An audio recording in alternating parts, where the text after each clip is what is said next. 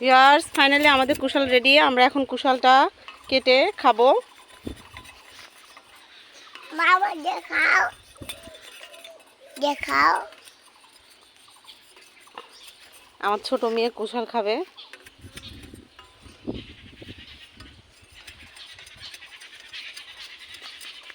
Viewers, আশেপাশে জায়গা থাকলে এভাবে ছোট ছোট জিনিস আপনারা লাগাবেন, লাগাই দেখবেন কীরকম ফল পাওয়া যায়। পরবর্তীতে আপনারা আরও বেশি করে লাগাবেন। নিজের গাছের ফল খেতে মজাই আলাদা।